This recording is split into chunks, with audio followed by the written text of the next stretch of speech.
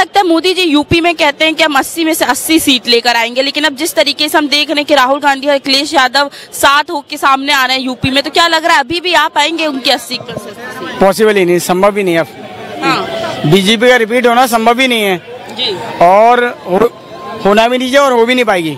अच्छा, अब मोदी जी के जो भाषण थे, सपने दिखाने के जो टॉपिक था ना उनका, वो सारे टॉपिक अब खत्म हो गए। अब सिर्फ मेन फैक्टों पर बात होना चाहिए। मेन फैक्ट क्या है? महंगाई, बेरोजगारी, एजुकेशन। इन्होंने देख ली क्या करा इसमें। महंगाई पहले चरण पे आ चुकी है, बेरोजगारी पहले चरण पे आ गई है, एजुकेशन को खत्म कर दिया यार। अब गवर्नमेंट स्कूलों में देख रहे हो बंद कर दिया यार, प्राइवेटाइजेशन को बढ़ावा देते यार। ऐसे देश में क्या करेगा? लोग, किसान धरने पे बैठ रहे हैं, स्टूडेंट धरने पे बैठ रहे हैं, आत्महत्या हो रही है। क्या ये? जब अनएम्प्लॉयमेंट बढ़ेगी जब तो हो रहा है ना ये सब। क्राइम का भी एक रीजन होता है, अनएम्प्लॉयमेंट के कारण ही क्राइम बढ़ता है। आप लोग मैडम कोई सगा नहीं भाई, मोदी ने ठगा नहीं। हाँ, अब बताइए, ये सच्चाई बोलिए भाई ने, सच्चाई बोलिए। किसानों की हालत खराब करके रख दी है सरकार ने। अच्छा, और जो देश का किसान अन्नदाता है उसको खालिस्तानी आतंकवादी कहा जा रहा है। कितनी शर्मनाक बात है, बताइए। क्या जो समाज, जो किसान या जो भी समाज से आता है वो सरकार के खिलाफ बोलेगा, क्या वो आतंकवादी होगा? क्या पहले आंदोलन नहीं होते थे? क्या आज ही हो रहे हैं? क्या मोदी सरकार के खिलाफ बोलना, क्या मैं मोदी सरकार के खिलाफ बोल रहा हूँ, क्या मैं आतंकवादी हूँ? बताइए, क्या ये चीज सही है? अब किसान वहाँ पे बैठे हैं, एमएसपी के ऊपर ये बात नहीं करेंगे। क्यों नहीं मिलनी चाहिए भी किसानों को एमएसपी? बताइए। एक चीज बताइए, आईपीएल खेलते हैं खिलाड़ी, देश के लिए क्या योगदान कर रहे हैं? सट्टाबाजी करते हैं, यूथ को मतलब यूथ के खिलाफ मतलब चीजें करते हैं, यूथ डिस्ट्रैक्ट होता है अपने कैरियर्स को लेके, आईपीएल दिखाते हैं, सट्टे लगाते हैं, ड्रीम 11, ये सब चीजें। एक चीज बताइए, सचिन तेंदुलकर का बेटा अर्जुन तेंदुलकर इतना मतलब बेकार खिलाड़ी है, उसको भी फिर भी 20 लाख में खरीदा जाता है, उसका भी प्राइस फिक्स है। किसानों की एक फसल का क्यों नहीं होना चाहिए, जो देश में मतलब देश की जीडीपी में योगदान दे रहा है? बताइए। देखिए, मुझे एक चीज बताइए, जो किसी भी आलू का किसान है, टमाटर का किसान है, एक चीज बताइए, टमाटर की खेती होती है, जो टमाटर का किसान है वो अपने खेत में से 2 रुपए किलो टमाटर बेचता है, और आम नागरिक कितने का खरीदता है उसको? 50 और 60 रुपए का। बीच में 58 रुपए जो गए वो बिचौलियों के पास गए। ऐसा क्यों? बताइए। आज की डेट में गन्ने की खेती हो रही है, गन्ने में 1 बीघे की लागत जो आ रही है 15 से 16 हजार रुपए आ रही है गन्ने की खेती में। और इसके बाद अगर 40 कुंटल एवरेज से गन्ना निकलता है, 1 बीघे का लगाओगे आप, टोटल लगाओगे मतलब हर किसान का लगा के लगाओगे, और उसकी कीमत 16,000 होती है। किसान तो नुकसान में जा रहा है, और उसका डीजल, पेट्रोल और इलेक्ट्रिसिटी यूपी में सबसे महंगी है। कहां से कहां डेवलपमेंट हो रहा है? एक चीज बताइए, अब रोजगार की भी बात कर लेते हैं। अब यूपी में आप देखो कि कांस्टेबल की परीक्षा हुई, 5 साल के अंदर हुई नहीं हुई, और उसके बाद 50 लाख फॉर्म भरे गए, 60,000 वैकेंसी आई। एक जनता पूछना चाहती है कि 49,40,000 लोग कहाँ जाएंगे? उसके बाद भी पेपर लीक हो गया, जो लोग पेपर देने गए उसका खर्चा कौन उठाएगा? बहुत लोग ऐसे होते हैं, ट्रेवल एक्सपेंसेस नहीं बियर कर पाते हैं, वो फिर दोबारा से वो पेपर देने जाएंगे, अब 6 महीने फिर वेट करेंगे वो। ऐसे तो उनकी उम्र निकल जाएगी एक मतलब तैयारी करने के लिए, उनके जीवन में आगे कुछ नहीं करना उनको। बताइए, आप भी बताइए। ये सरकार कुछ नहीं कर रही है, ये आम नागरिक, विद्यार्थी है, स्टूडेंट है, सबके खिलाफ है। एक जो आम नागरिक है उसके खिलाफ है।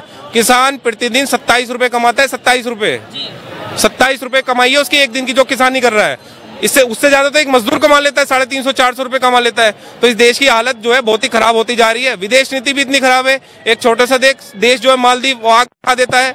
बांग्लादेश भी अब थोड़ा थोड़ा बोल रहा है। और एक चीज बताइए, 26 जनवरी में जैसे बोलते हैं कि हमारा विदेश में डंका है, 26 जनवरी जब इस बार हमारे यहाँ पे प्रोग्राम हुआ था रिपब्लिक डे पे, उस टाइम यूएसए को निमंत्रण भेजा गया था, इन्विटेशन भेजा गया था। वहाँ के प्रेसिडेंट ने मना कर दिया कि मैं बिजी हूँ, मैं नहीं आऊंगा। क्या भारत का डंका बज रहा है? कुछ नहीं बज रहा। एक चीज बताइए, यूक्रेन का और रशिया का वार चल रहा है, वहाँ पे न्यूट्रल स्टैंड लेते हैं, ना तो रशिया की तरफ की बात करते हैं ना यूक्रेन की बात करते हैं। और रशिया ने हमारी मदद करी है तो उनको डायरेक्ट स्टैंड भी तो लेना था रशिया का। बताइए, हमारा बहुत ज्यादा ओल्ड फ्रेंड है वो। तो बहुत चीजें गलत होनी है। आम नागरिक बहुत ही दुखी है, बहुत ही परेशान है। इस बार बदलाव होगा। बदलाव होगा। तो आपको क्या लग रहा है? देखिए, बोल रहे हैं कि युवा के सपना तोड़ने का काम करते हैं मोदी जी, उनको रोजगार चाह नहीं रहे कि उनको मिले। बताइए, 7 करोड़ एप्लीकेंट्स ने फॉर्म भरा है, रोजगार कितनों को दिया है? 7 लाख को दिया है। बताइए, बाकी कहाँ जाएंगे? बताइए। तो सरकार युवाओं के खिलाफ तो है ही है। एक चीज बताइए, महिला भी तो बैठी थी वहाँ पे, जो जंतर मंतर पे जो आंदोलन कर रही थी कि हमारे मतलब शोषण हुआ है। बीजेपी मोदी जी बोले आके, विनेश फोगाट से बोल लेते कि तू तो मेरे परिवार की बेटी हो, तुम तो मेरी परिवार की बेटी हो, कोई भी समस्या होगी तो मैं तुम्हारे लिए खड़ा हूंगा। मोदी जी ने ऐसा बोला था। एक चीज बताइए, अगर आपके साथ कोई चीज गलत हुई होगी, शोषण हुआ होगा, तभी तो आप आवाज उठाएंगे। बताइए, अपनी इज्जत को कोई ऐसे नहीं उछालेगा नेशनल मीडिया पे बैठ के। और वहां पे बैठा हुआ ब्रजभूषण बोल रहा है कि 50-50 रुपए में मेडल ले लो। आराम से मिल जाएंगे। आपको पता है कि ओलंपिक्स में कैसे मेडल आते हैं? मोदी जी को लड़ा दिया जाए, फिर मोदी जी को पता चल जाएगा कि कितने मेडल आएंगे, क्या आएंगे, कैसे नहीं आएंगे। महिलाओं के एम्पावरमेंट की बात करते हैं, वो महिला सड़कों पे पिट रही है, पुलिस जूतों से उनको कुचल रही है। क्या यही वुमेन एम्पावरमेंट है? क्या महिला सशक्तिकरण यही इसको ही कहते हैं क्या? बताइए आप। इन चीजों का कौन जवाब देगा? मुझे ये बताइए आप।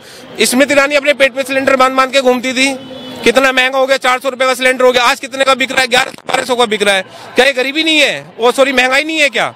गरीब किसान तो और मतलब गरीब हो किसान हो वो तो और नीचे जाता जा रहा है। बताइए, आप बताइए, अगर आपको कोई दिन में 27 रुपए दे, क्या आप अपना खर्चा चला लेंगी? मुझे आप बताइए। नहीं चला सकती तो किसान कैसे चला लेगा?